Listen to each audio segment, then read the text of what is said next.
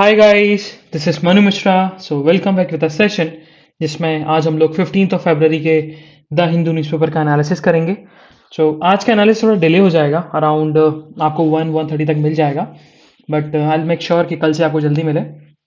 So without wasting any time, here we start the analysis of today's newspaper. So the first news, it's from the Uttarakhand, Goa and Uttar प्रदेश।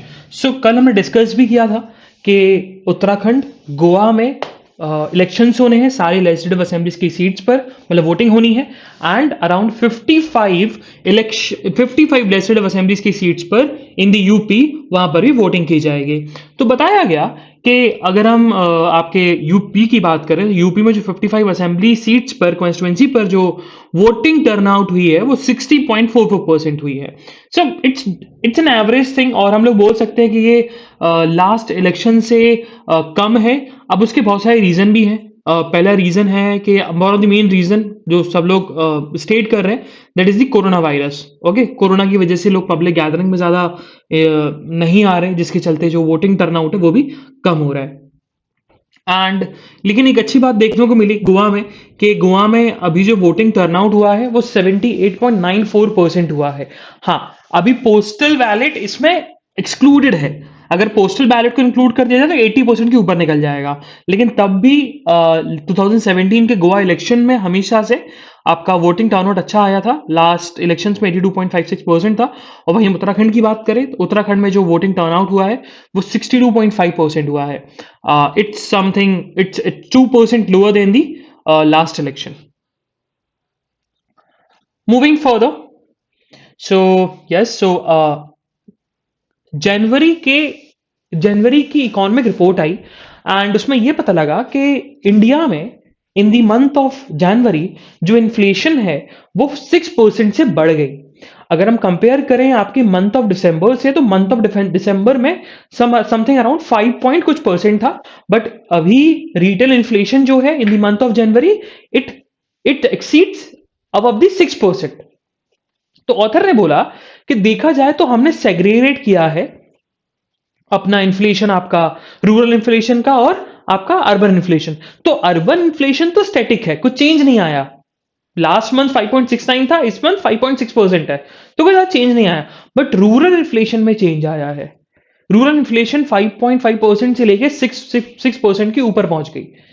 अब author ने इसके main reason भी बताया, इसमें लिखा भी हुआ है कि the one of the main reason about the inflation, the increment of inflation in the rural areas, it's about the के जो हायर एडिबल ऑयल कंपोनेंट्स हैं उनके प्राइसेस इंक्रीज हो गए, जिसके चलते जो ओवरऑल बास्केट है वो तो एवरेज रहा, बट एडिबल ऑयल के प्राइस इंक्रीज हुए, जिससे जो लास्ट मंथ का जो परसेंटेज था रिटेल इन्फ्लेशन, उसमें इंक्रीमेंट आ गया।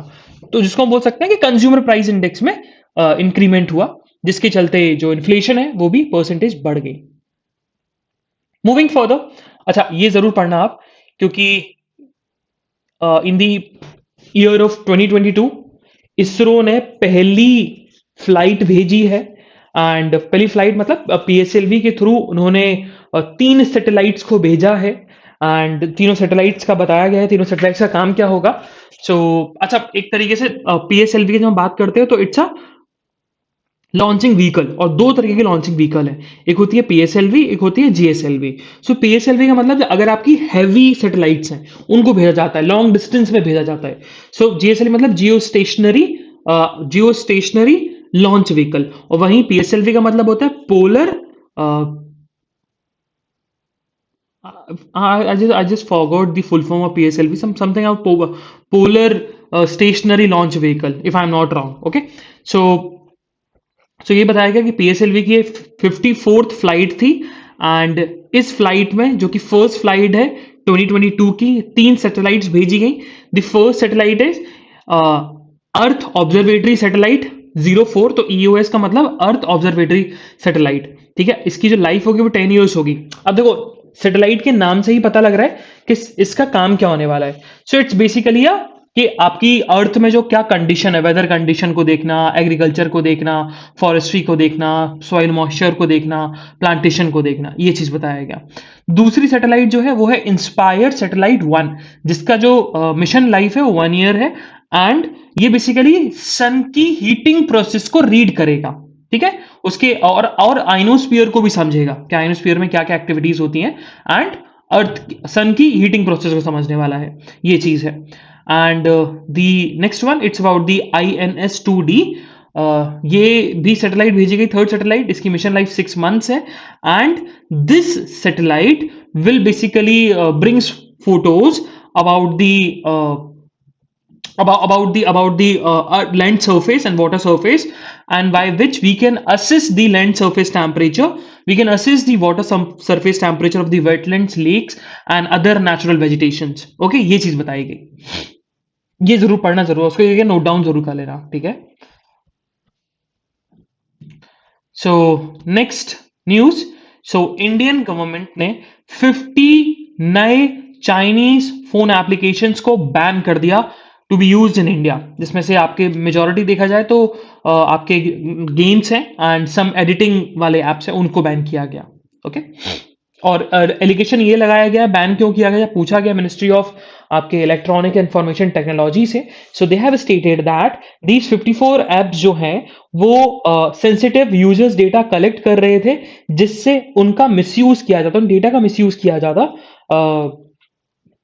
उन डेटा का मिसयूज किया जाता in the by breaching their privacy. Moving further, तो हमें सिटी न्यूज नहीं पढ़नी है, तो हम लोग डायरेक्टली मूव ऑन करेंगे towards the state news. Let's see, state news में जो पहली न्यूज है इट्स फ्रॉम दी EWS को लेकर है। तो हुआ क्या, बहुत सारी पिटिशन फाइल हुई थी दिल्ली हाई कोर्ट में, एंड द हाई कोर्ट में जो पिटिशन फाइल हुई वो इसी को लेकर थी कि दिल्ली गवर्नमेंट क्या कर रही है प्राइवेट स्कूल्स में जो सोशली एंड एजुकेशनली या इकोनॉमिकली बैकवर्ड चिल्ड्रंस हैं उनके एडमिशंस को लेकर। ऑन और दिल्ली गवर्नमेंट से उन्होंने आंसर पूछा है कि जब आप बोलते हो कि राइट टू एजुकेशन एक्ट 2009 है और उसमें लिखा गया है कि कुछ सीटें रिजर्व्ड रहेंगी in the private institutions and private schools also for the economical weaker section, तो आपने कुछ काम किया इस पे, क्योंकि बताया गया in the state of Delhi government जो है वो प्राइवेट स्कूल्स में पुअर चिल्ड्रंस के इंक्लूजन को लेकर काम नहीं कर रही है। इस चीज को लेकर बहुत सारी पिटिशन फाइल हुई है, and Delhi government has seek response from the Delhi high court has seek response from the Delhi government about the EWS admission in the private schools.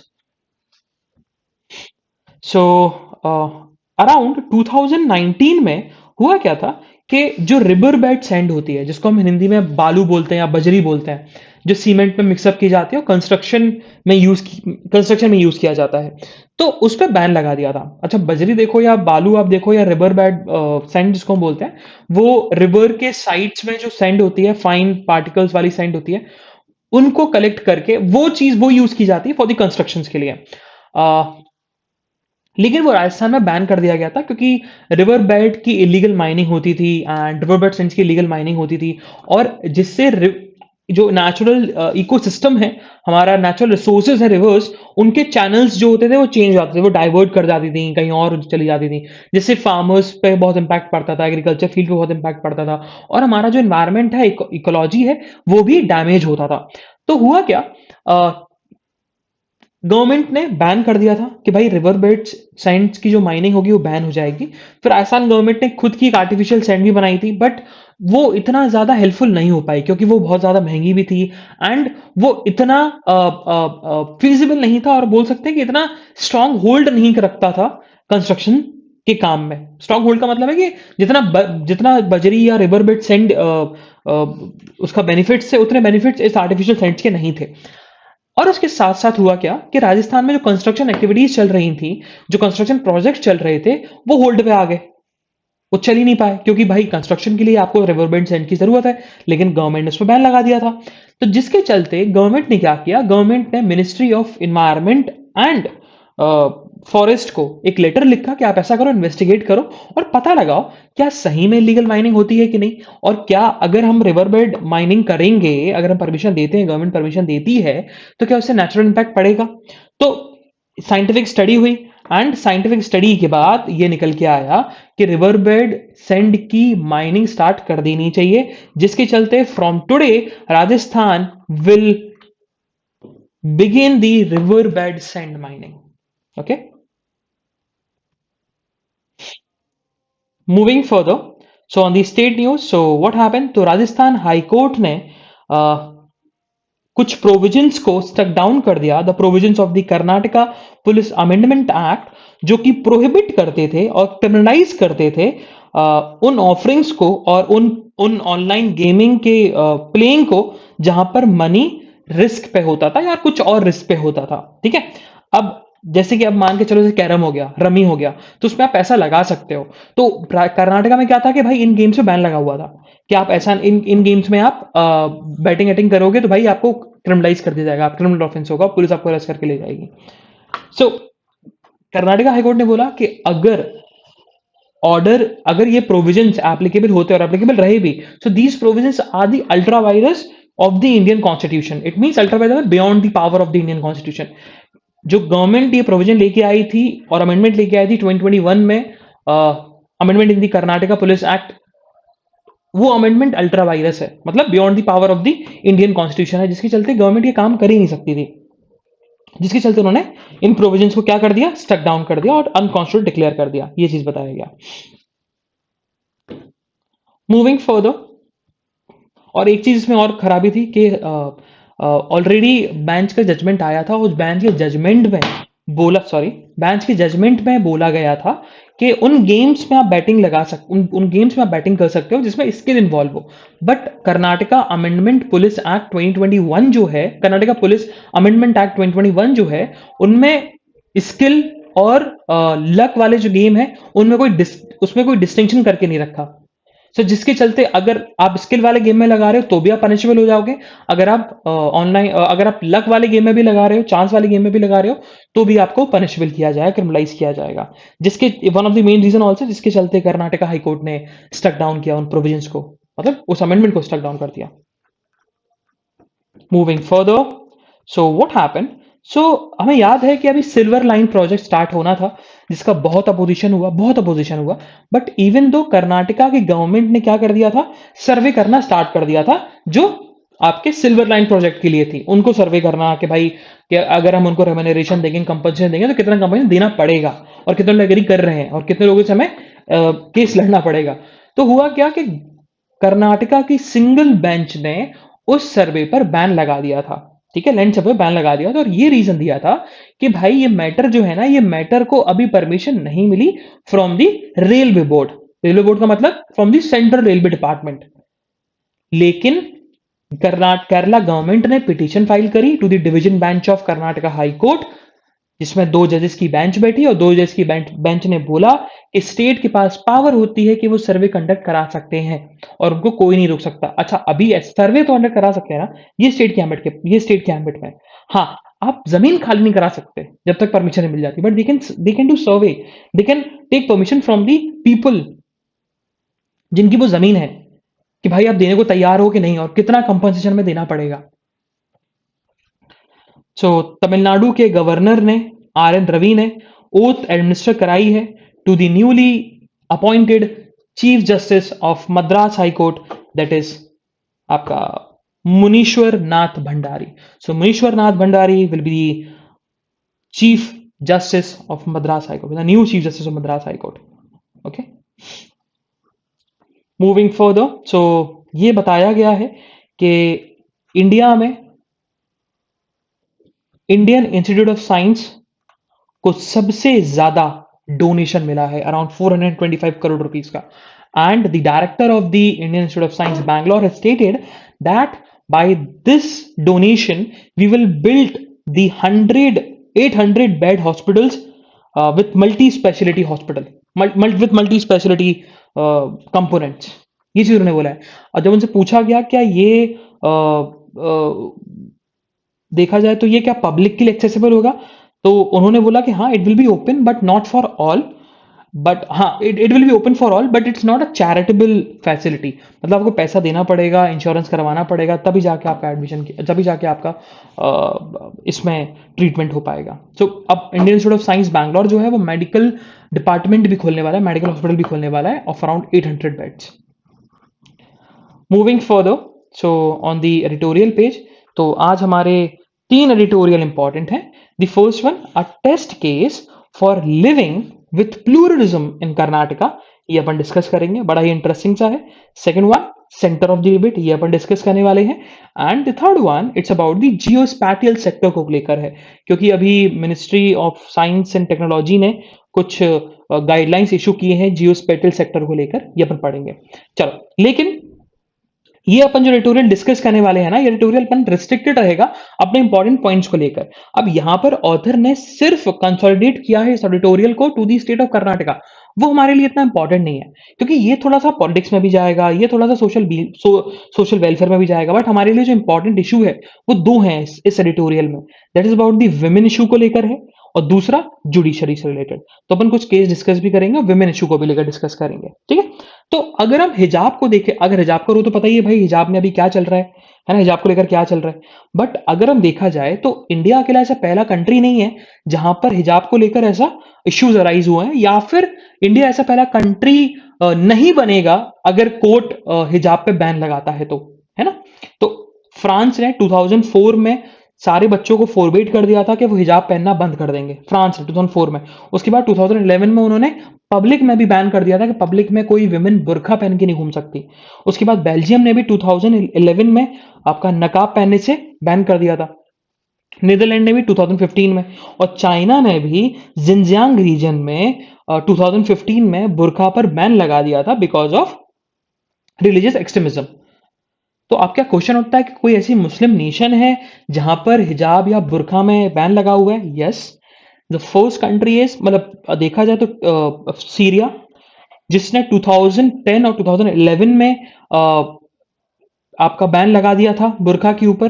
Turkey ने हैंड स्कार्फ के ऊपर बैन लगा दिया था 1997 में, और ट्यूनीशिया ने भी फुल बैन लगा दिया था ऑन दी फुल फेस, आपके फुल फेस कवर पर आपका 1981 से लेकर 2011 तक बैन लगा हुआ था।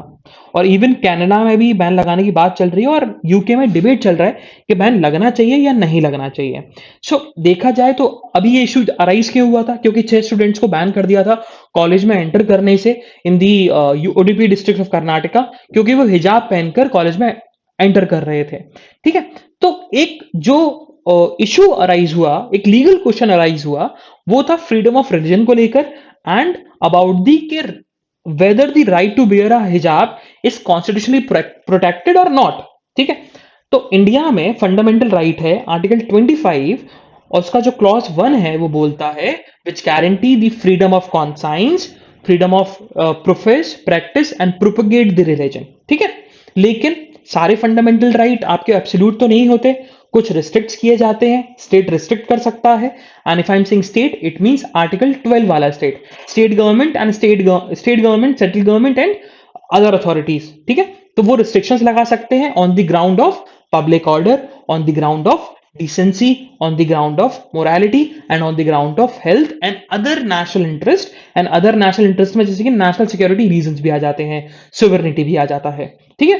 तो अब इसमें सबसे बड़ा इशू अराइज हो रहा है, वो अराइज हो रहा है कि essential religious practice। देखो, जब भी हम देखें ना तो सुप्रीम कोर्ट बहुत इवॉल्व कर रहा है अपने प्रैक्टिकल टेस्ट को लेकर कि कैसे essential religious practice टेस्ट जो है वो डिटरमाइन किया जा सके। सबसे पहले जो केस अराइज हुआ था वो हुआ था 1954 में, एंड द केस इज शिशुर मठ केस, जिसमें सुप्रीम कोर्ट ने बोला था कि द टर्म रिलीजन जो है will cover all the rituals and practice, ठीक है, ritual and practice integral to the religion. So ये चीज बताया गया था कि भाई जो प्रैक्टिस और जो रिचुअल रिलीजन के अंदर है वो इसेंशियल रिलीजियस प्रैक्टिस में आ जाएंगे। उसके लिए पहली बार ये टेस्ट डिटरमाइन किया गया था इन दिस मठ केस, जिसमें बोला गया था कि डिटरमाइन करने के लिए हमें डॉक्ट्रिन्स पढ़ने पड़ेंगे, हमें डॉक्यूमेंट्स पढ़ने पड़ेंगे उस रिलीजन के, एंड उस डॉक्यूमेंट से हम पता लगा जा सकता है कि ये जो प्रैक्टिस है वो इसेंशियल रिलीजियस प्रैक्टिस में आता है या नहीं आता है। उसके बाद इन टेस्ट का बहुत क्रिटिसिज्म भी हुआ, और बहुत सारे स्कॉलर्स का ये भी कहना था कि देखो हमें सारे रिलीजियस प्रैक्टिस पर प्रोहिबिट लगा देना चाहिए for the betterment of public order. ये चीज खुद बोली गई थी, ये बहुत बार बोला गया, बहुत सारे लिबरल्स ने भी ये सारी चीज बोली है, ठीक है। फिर आपका 2004 में भी सुप्रीम कोर्ट ने एक रूलिंग दी थी, उसमें बोला गया था कि आनंद मर्ग सेक्शन जो है वो पब्लिक स्ट्रीट्स में तांडव नहीं कर सकते, because that's not a fundamental right. It means कि परफॉर्मिंग अ तांडव dance by the Ananda Marga section, it's not an essential religious practice. ये चीज को स्टेट की गई थी.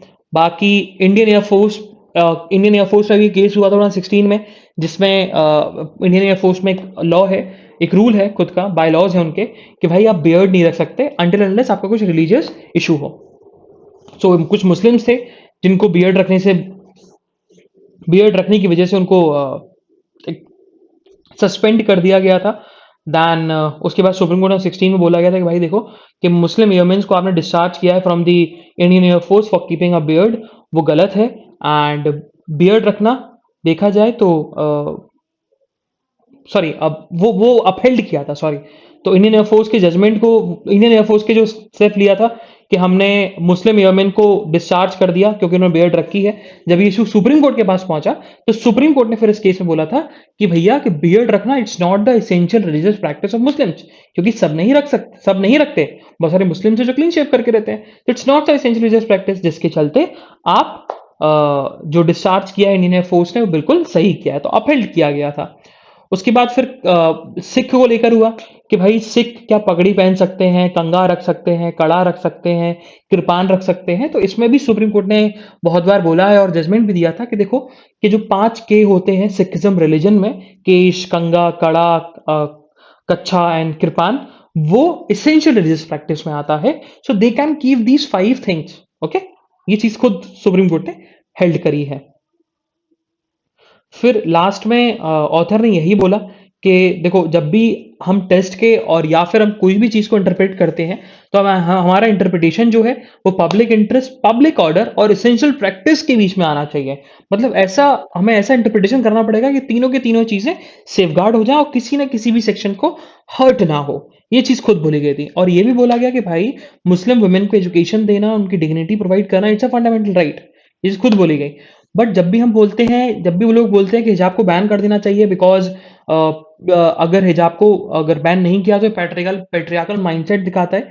बट यहां पर ऑथर ने खुद लिखा है कि इवन इंडिया की only women prime minister Indira Gandhi and India की only women president Pratibha Patil, वो लोग अपना सिर कवर रखती थी इन दी पब्लिक, जिससे ये प्रैक्टिकल पैट्रियार्कल माइंडसेट दिखाया जाता था in the public life of India. Okay, so moving further towards the next editorial and that about the आपका center of a debate. अच्छा, अब ये देखा जाए center of a debate, it's a interesting one and इसका अपन overview लेने वाले हैं. अब ये है क्या, तो देखा जाए तो जो रिलेशंस अभी इंडिया में सेंट्रल गवर्नमेंट और स्टेट गवर्नमेंट के बीच में चल रही हैं, स्टेट गवर्नमेंट जिनको अपोजिशन पार्टीज रूल कर रही हैं, मतलब non BJP ruling state and central government, उनके अभी रिलेशन जो है बहुत स्ट्रेन्ड है. अब इश्यूज देखे जाए तो बहुत सारे इश्यूज हैं. पहला इशू है कि जीएसटी को लेकर बहुत ज्यादा क्वेश्चंस अराइज होते रहते हैं. दूसरा है कि सेंट्रल एजेंसी का जो बिहेवियर है, जैसे कि ईडी हो गया, सीबीआई हो गया, और स्टेट गवर्नमेंट के अगेंस्ट थोड़ा सा बायस्ड हो रहता है, या ऐसा वो क्लेम करते हैं. थर्ड जो इशू चल रहा है वो इशू चल रहा है अबाउट दी कि अभी बहुत सारे ऐसे कोऑपरेटिव या फेडरलिज्म के स्ट्रक्चर को ब्रीच किया जा रहा है. रिसेंट भी अभी आईएएस, आईपीएस एंड आईएफएस के ट्रांसफर्स को लेकर जो एब्सोल्यूट पावर मिल जाएगी सेंट्रल गवर्नमेंट को, जो प्रपोज अमेंडमेंट है, एग्जाम्पल 1, ठीक है, तो फेडरलिज्म को लेकर बात की जा रही है. और चौथा जो मेजर इशू है दैट इज कि गवर्नर जो है स्टेट के अंदर, specifically in the non BJP ruling states, वो लोग, उनका जो एटीट्यूड है towards the government, state elected government, वो इतना अच्छा नहीं है. ठीक है, तो उसी चीज को लेकर यहां पर ऑथर ने एडिटोरियल लिखा है. एंड उन्होंने एक चीज बोली है कि देखा जाए तो जो टेंडेंसी रही है कि पॉलिटिकल सपोर्ट के लिए आप दूसरे स्टेट को डिमोरलाइज करते हो, उसको बीरेट करते हो, ये कोई नया नहीं है. अब ये जो स्टेटमेंट आया ना ऑथर का, वो इस वजह से आया क्योंकि योगी आदित्यनाथ ने बोला था कि लोगों को उस हिसाब से वोट करना चाहिए कि आप गलत वोटिंग से, कहीं आपकी गलत वोटिंग से यूपी, वेस्ट बंगाल, केरला और कश्मीर में कन्वर्ट ना हो जाए. तो ये बी रेटिंग की जा रही है बाया यूपी की chief minister to the other states पर. केरला, उन्होंने बोला कि अगर आपने गलत जगह वोट दे दिया तो ये यूपी केरला बन जाएगा, जम्मू कश्मीर बन जाएगा, वेस्ट बंगाल बन जाएगा. तो ये चीज बोली गई. सो ये चीज ऑथर ने बोली कि ये चीज रुकनी चाहिए. एंड सेंटर गवर्नमेंट की एक मोरल अथॉरिटी खुद बनती है कि वो न्यूट्रल आर्बिटर हो, ठीक है, ना कि वो किसी स्टेट को सपोर्ट करे या अपोज करे। ये चीज यहां पर ऑथर ने बोला है। Moving further towards the next editorial, that's about the zooming in on the potential of India geospatial sector। अच्छा ध्यान से सुनना, बहुत इंटरेस्टिंग सा है। सो अभी हुआ क्या, देखा जाए तो ministry of science and technology ने एक नई गाइडलाइंस लेके आए हैं for the geospatial sectors in India को लेकर। एंड उन्होंने बोला है और उस गाइडलाइंस में ये लिखा है कि बहुत सारे जो एग्जिस्टिंग आपके एग्जिस्टिंग प्रोटोकॉल्स हैं और बहुत सारे जो नॉर्म्स हैं उनको हम लिबरलाइज करेंगे। ये चीज खुद बोली है, यहाँ चीज गवर्नमेंट ने खुद यहाँ पर स्टेट किया इन दी आपका जो अभी न्यू गाइडलाइंस पब्लिश की गई, जिसके चलते एक कॉम्पिटिटिव फील्ड जो है वो थोड़ा सा और कॉम्पिटिटिव बन जाएगा। तो क्वेश्चन उठता है कि भाई जियो स्पेटियल डेटा होता क्या है। तो जियो स्पेटियल डेटा एक ऐसा डेटा जिसमें ऑब्जेक्ट्स, इवेंट और ऐसे फिनोमिना को आप लोकेट कर उनका डेटा कलेक्ट करते हो जो कि अर्थ की सरफेस पर लोकेटेड है। And the location may be static for a short term, जैसे कि location of a road, earthquake का event, malnutrition among children, dynamic like moving vehicles in pedestrian, ठीक है, इन्फेक्शन डिसीज कैसे स्प्रेड हो रही है। तो ये सारी जो चीजें हैं ना, ये सारे जो डेटा आते हैं that is Jio special data. अगर आपने कभी स्विगी या जोमेटो को अगर आपने कभी उनका मैप देखा होगा, तो वो देखता है ना कि आपका जोमेटो वैलिड जो होता है वो कभी कभी आता है, वो रूट आप देखते रहते हो उसके मैप को कि यहाँ आ गया 200 meters away. So that is what mapping देखते हो ना आप, that is what geospatial data, ये चीज बताया गया। अब देखा जाए तो जियोसेपियल डेटा जो है ये लोकेशन, आपके एट्रीब्यूट मतलब आपका ऑब्जेक्ट हो गया है, इवेंट हो गया है, फिनोमेना हो गया, एंड टाइम, ये तीनों को इंफॉर्मेशन को अगर आप कंबाइन करोगे तब जाके ये जियोसेपियल डेटा में कन्वर्ट होता है। और हम अगर हम लास्ट डेकेड देखा जाए तो जियो सैप्टियल डेटा का डेली लाइफ में बहुत यूज होने लगा, specially in the food delivery, उसके बाद e commerce and other weather apps में, ठीक है। अब देखा जाए तो अभी जो करंट स्टेट है जियो सेपियल डेट सेक्टर का वो क्या है। तो अभी करंट सिचुएशन जो है कि स्ट्रिक्ट रिस्ट्रिक्शंस लगे हुए हैं, है ना, on the collection of geospatial data, on the storage of data, on the use of data, and on the sale and dissemination of geospatial data। आप नहीं कर सकते अंडर द करंट रिजीम, आप रिन्यू नहीं करा सकते, रिन्यूअल नहीं हो सकती, है ना। पॉलिसी जो है वो करीब देखा जाए तो बहुत सालों से, बहुत डेकेड से रिन्यू नहीं की गई because of the internal as well as external security concern की वजह से। तीसरा जो अभी करंट सिचुएशन है अभी जियो सेपियल सेक्टर के अंदर, वो क्या है कि गवर्नमेंट ने बहुत डोमिनेट कर रखा है इस सेक्टर को, बहुत डोमिनेट करके रखा हुआ है, और प्राइवेट कंपनीज के पास पावर नहीं है कि परमिशन ले सके। परमिशन ले सकती हैं for the collection of geospatial data, but उनको बहुत ज्यादा गवर्नमेंट परमिशन के थ्रू जाना पड़ता है, मतलब रेड टिपिज्म बहुत ज्यादा है करंट सिचुएशन में। तो मेजोरिटी ऑफ जो डेटा है वो गवर्नमेंट रन एजेंसीज के पास ही होता है। अब जो नई पॉलिसी आई है वो नई पॉलिसी क्या बोलती है, नई पॉलिसी ओपन एक्सेस दे रही है कि आप जियो सेपियल डेटा कलेक्ट कर सकते हो for all the Indian entities, but हाँ डिफेंस और सिक्योरिटी रिलेटेड डेटा आप कलेक्ट नहीं कर पाओगे, उसमें आपके पास ओपन एक्सेस नहीं है। रिस्ट्रिक्शंस रिमूव कर दिए। अब रिस्ट्रिक्शंस रिमूव का मतलब कि पहले आपको लॉन्गर अप्रूवल मिलता था, आपके ऊपर रिस्ट्रिक्शन लगे हुए थे, आपको बेसिकली आपको बहुत सारी परमिशंस लेनी पड़ती थी गवर्नमेंट ऑफिस से before the collection, generate and prepare and dissemination and store the geospatial data. अब वो नहीं करना पड़ेगा, ठीक है। लेकिन देखा जाए तो ये रीजन क्या है कि हम जियो स्पेशियल डेटा को डी रेगुलेट कर रहे हैं। पहला, बहुत सारे प्रोजेक्ट्स ऐसे हैं इंडियन कंपनीज के, इंडियन प्राइवेट कंपनीज के और गवर्नमेंट कंपनीज के ऑल्सो, जहां पर वो लोग उनके जो प्रोजेक्ट्स हैं वो आगे नहीं बढ़ पा रहे बिकॉज क्योंकि बहुत ज्यादा रिस्ट्रिक्शंस लगा हुआ है जियो सेपियल डेटा के अंदर। तो एक रीजन ये है कि भाई बहुत ज्यादा डिलेड प्रोजेक्ट्स हैं। दूसरा है कि इंडिया में डेटा की बहुत कमी है। तो हो सके कि भाई आगे चलकर कोई बाहर की कंपनी हमें हमारे कंट्री के डेटा को प्रोवाइड करे, इससे अच्छा यही है कि हम डीरेगुलाइज कर दें, हमारे पास खुद का डेटा हो। तीसरा, हमारी अब नीड्स चेंज होती जा रही हैं, है ना? क्योंकि हमें इंफ्रास्ट्रक्चर को प्लानिंग करना है, डेवलपमेंट करना है, सोशल डेवलपमेंट करना है, नेचुरल कैलामिटीज़ को देखना है, इकोनॉमी को भी देखना है। इसके चलते हमारी जो नीड्स हैं वो चेंज होती जा रही हैं, जिसके चलते हमें जियो स्पेटियल डेटा जो है हमने उसको सेक्टर्स को डीरेगुलेट कर दिया। और तीसरा जो है ग्लोबल पुश। ग्लोबल पुश का मतलब कि अगर हम देखा जाए जियो स्पेटियल डेटा जो है वो ग्लोबल प्लेटफॉर्म्स पे भी अवेलेबल है, एंड अगर वो फ्री मिलने लगा, कंट्री फ्रीली अवेलेबल है, तो अब जब फ्रीली अवेलेबल है तो गवर्नमेंट ने क्यों भाई रिस्ट्रिक्शन लगा के रखा हुआ है? बिकॉज ऑफ दिस ग्लोबली हमें पुश किया जा रहा था कि भाई हमें रीडेकोरेट करना चाहिए सेक्टर को, तो हमने किया। अब इम्पैक्ट क्या पड़ेंगे, ठीक है? अब इम्पैक्ट देखा जाए तो कॉम्पिटिटिवनेस बढ़ेगी, पॉजिटिव इम्पैक्ट है। कॉम्पिटिटिवनेस बढ़ेगी, कॉम्पिटिटिव मतलब इन दी इंडियन कंपनीज ग्लोबल मार्केट के साथ कॉम्पिटिट करेंगे इन दी जियो स्टेबल डेटा के अंदर, एंड गवर्नमेंट सेक्टर और प्राइवेट सेक्टर में भी कॉम्पिटिटिवनेस होगा। नया एम्प्लॉयमेंट खुलेगा इस सेक्टर के अंदर, इंक्रीज होगा employment in this sector. Private and public partnership होगी, इंक्रीज हो जाएगी बहुत सारे प्रोजेक्ट को लेकर under this sector, and investment increase होगा, जिससे हमारी इकोनॉमी जो है वो बूस्टअप होगी। ये चीज यहां पर ऑथर ने डिफाइन किया है इस एडिटोरियल के अंदर। Moving further on the national news, so China के जो फॉरेन मिनिस्ट्री के स्पोक पर्सन उन्होंने बोला है कि जो फॉरेन मिनिस्टर, इंडिया के फॉरेन मिनिस्टर एस जयशंकर ने एक स्टेटमेंट दिया है, रिमार्क्स लगाए हैं कि एग्रीमेंट को वॉलेट करता रहता है चाइना, वो इरिस्पॉन्सिबल है। आप ऐसे किसी पे एलिगेशन नहीं लगा जा सकते। ये चाइना की तरफ से स्टेटमेंट आया।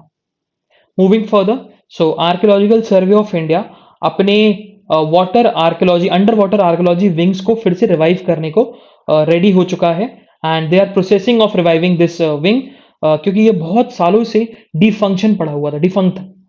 अब उसको फिर से रिवाइव करने की बात चल रही है।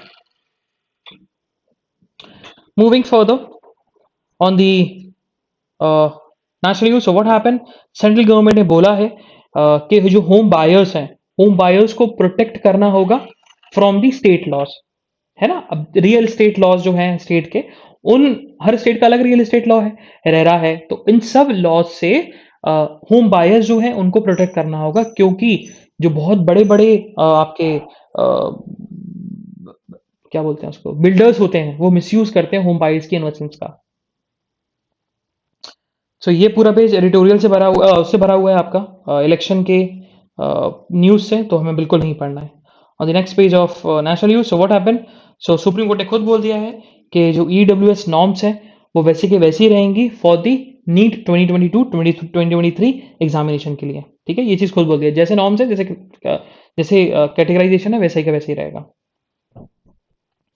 Moving further, so Russia is ready to more talk to end the crisis between the Ukraine and Russia. ये खुद बोला जा रहा है, और इंडिया का मार्केट बहुत गिर गया है, stock market, reason being because of the tension between the Russia and Ukraine, क्योंकि ये एक वर्ल्ड में डायनामिक बन गया कि अब ऑयल के प्राइसेस जो हैं वो इंक्रीज हो जाएंगे।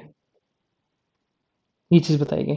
सो इतनी एक ही इंपॉर्टेंट न्यूज है आज हमारे वर्ल्ड न्यूज में। And on the business news, yes, so former chairman of Turkish Airlines, आपका Ilker Ayci, will be the new CEO and MD of India Air India, ठीक है, जिसको अभी टाटा सन्स ने एक्वायर कर लिया था। ऑन दी स्पोर्ट्स न्यूज, ऐसी कुछ न्यूज नहीं है जो हमारे एग्जामिनेशन पर्सपेक्टिव के लिए इंपॉर्टेंट हो। So this is the analysis of today's news paper. हम लोग कल फिर मिलेंगे with some exciting news, exciting current affairs. तब तक के लिए bye bye, have fun and enjoy your day. Bye bye guys.